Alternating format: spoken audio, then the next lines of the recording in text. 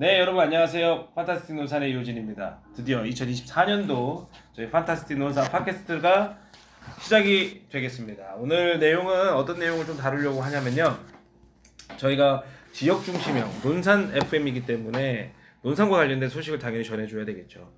24년도 가장 핫한 소식은 아마 23년도에도 제가 말씀드렸던 것 같은데 결국은 공공산후조리원 이야기가 될 것 같습니다. 드디어 우리 충남 남부권 최초로 우리가 공공산후조리원이 설립이 되는데요. 지금 논산 같은 경우에는 사실 저도 아이를 낳은 지 이제 3년이지만 산후조리원이 없어가지고 대부분의 논산에 살고 있는 분들이 대전으로, 세종으로 이렇게 출산과 어떻게 보면 그 산후조리를 같이 하고 있는데 우리 심 팀장님은 어디서 아이를 출산하셨나요? 저는 큰애는 서울에서 출산을 했고요. 아, 네네. 네. 둘째 아이는 논산에서 출산을 했어요. 그럼 산후조리 어떻게 하셨어요 그때? 네, 산후조리원은 서울에는 산후조리원이 정말 많습니다. 그렇죠, 뭐 엄청 네, 많죠. 동네에도 있습니다. 동네마다 가까운 근거리에. 그렇죠. 네, 논산 내려와서 저희 이제 아이들이 6년 토리를 져서 네네. 여기 와서 느낀 게 산후조리원 할 곳이 없었어요. 없죠.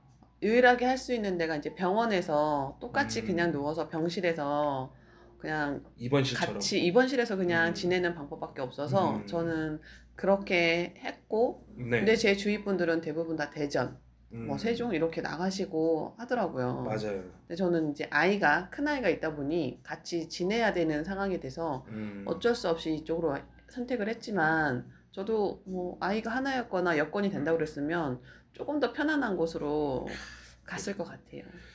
그러면 논산에서 출산하셨으면 네네. 모땡 산부인과? 네. 아, 그렇군요. 논산의 산부인과 중에 이게 분만을 할 수 있는 데가 유일합니다. 유일하다고 네. 그렇게 하더라고. 산부인과는 뭐 3개인가 4군데가 있지만 분만을 할 수 있는 곳이 모아산부인과, 모땡 산부인과라고 하더라고요. 근데 요즘 모땡 산부인과도 사실 이제 점점 논산에 있는 그 젊은 층들이 아이를 낳기 위해서 대전으로 가다 보니까 사실 경영의 위기에 처해 있었다고 하더라고요.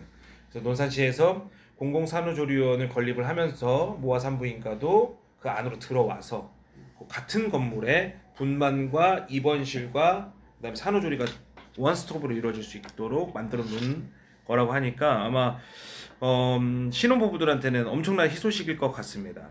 이런 부분들이 정말 잘 하고 있는 부분 같아요. 저는 이제 더 이상 출산을 하진 않지만 네네.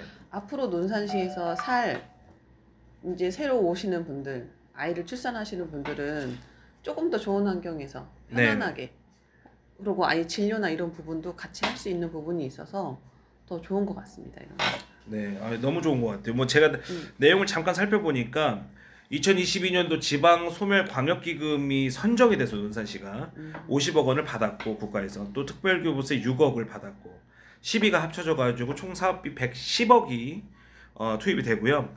이 사업은 뭐 지상 3층, 면적은 뭐 2285제곱미터, 15개의 모 자동실과 신생아실, 수유실, 프로그램실, 마사지실, 식당 등 다양한 편의시설을 갖췄다고 하니까 뭐 이만큼 돈이 투입됐다고 하면 일반 개인이 만든 산후조리원보다는 비교가 안 될 만큼 더 시스템이 좋을 것 같습니다. 또 공공시설로서의 또 역할을 하다 보니까 뭐 보건소라던가 유관기관들과의 연결되어져 있는 시스템도 우리가 더 뒷받침이 돼주고 뭔가 서포팅이 될 것 같다는 생각이 드는데요. 아이를 3명 낳으신 우리 민쌤, 네. 어떻습니까? 이거 희소식이 맞습니까? 네. 저도 익산으로 병원을 다니다가 아하. 네, 이제 산후조리원 때문에 익산까지 다니다가 이제 조산기가 있어가지고 혹시나 조기 진통이 올까봐 모아산부인과 네, 모아산부인과 이렇게 뭐 대놓고 이제 해도 될 것 같아요. 네. 옮기게 된 케이스인데 아, 그렇군요. 네, 산후조리원이 정말 논산에 필요하다고 필요했었다. 생각합니다. 근데 이 공공산후조리원이 생겼는데 지금 뭐 논산의 인구가 11만인데 좀 깨져서 이제 10만대라고 하는데 점점 저출산이 이루어지고 있는 상황인데 사실 저는 3년 전에 어떤 마음이었냐면, 야, 내가 애를 낳고 이제 살아야 되는데 있던 사회적 인프라나 이런 것들이, 편의시설이 명확하게 갖춰지지 않은 곳에 내가 애를 낳고 살 수 있을까? 뭐 이런 부모로서의 고민을 했었어요. 실제로도 너무 편의시설이 없잖아요. 저는 이제 저도 대전에서 오래 살고 논산으로 왔지만, 논산의 발전되는 폭이, 물론 어떤 한 동과 시를 구분할 수는 없겠지만, 비교할 수는 없겠지만, 저는 관저동에 살았던 사람으로 관저동의 10년 변화와 논산의 10년 변화를 비교하자면 진짜 급격하게 다르거든요. 관저동의 10년 변화는 엄청납니다.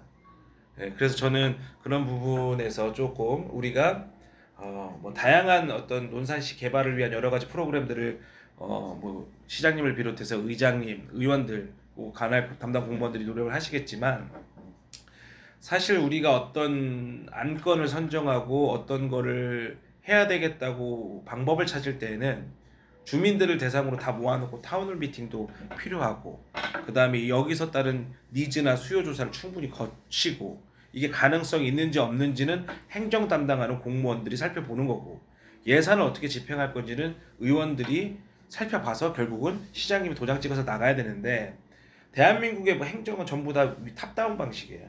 위에서 밑으로 내려가는 방식. 시민들이 사실 원하는 거는 그러면은 가늠해서 이게 필요하겠지라고 상상해서 추정해서 이루어지는 행정들인데, 사실 타운홀 미팅 필요하죠. 주민들을 전체를 모아놓고 설문조사 형태만 갖추더라도 지금 논산에 당장 필요한 것들을 실감하고 있는 시민들의 의견들 중에서 뽑아낼 수 있는 것들이 엄청 많다고 생각을 해요.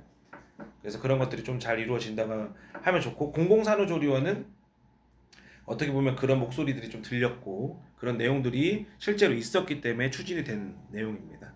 그래서 그런 것들이 필요하고, 저는 이제 공공산후조리원 안에 엄마 힐링센터도 좀 있으면 좋겠어요. 저희 안에 엄청 힘들어하더라고요. 애를 키우다 보면. 엄마들을 위한 프로그램들이 좀 있었으면 좋겠고, 그 다음에 우리가 애를 낳고 난 뒤에도 이 출산한 것에 대한 아픔과 흔적들이 남아있잖아요. 저희 안에 아직도 저희 제왕절개가지고 여기 짠 자국이 있는데 거기에 항상 간지러워하고, 또 몸이 회복이 늦으면 좀 아파하고, 이런 부분들이 있으니까 공공산후조리원에 또 어떤 보건소가 물론 옆에 가까운 곳에 있긴 하지만 원스톱으로 이루어진다고 하면 공공산후조리원 안에 아예 산후도우미 지원해주는 프로그램, 그런 시스템들, 그리고 엄마들을 위한 프로그램들, 이런 것들이 그 건물 안에 같이 이루어지면 더 좋겠다는 생각을 해요. 보건소는 보건소대로 역할을 하고, 여기는 엄마들이나 산모들이나 아이들을 위한 것들이 좀 같이 이루어지면 좋겠다. 그런 것들이 필요하다고 생각을 합니다. 네. 그래서 지금 저희가 공공산후조리원에 대한 얘기를 했고, 공공산후조리원 100점 만점 중에 몇 점 주시겠습니까? 저는 95점. 95점. 몇 점 주시겠어요? 저는 생기는 것만으로 의의를 두고 100점. 100점. 아, 저도 99점. 자, 5점이 부족한 이유 뭔가요? 너무 늦게 생겼어요. 너무 늦게 생겼어. 아쉬워요. 아쉬움에. 그 다음에 제가 부족한 1점은 사실 100점 주면 너무 좀 그래서 1점을 뺀 건데, 어쨌든 이번에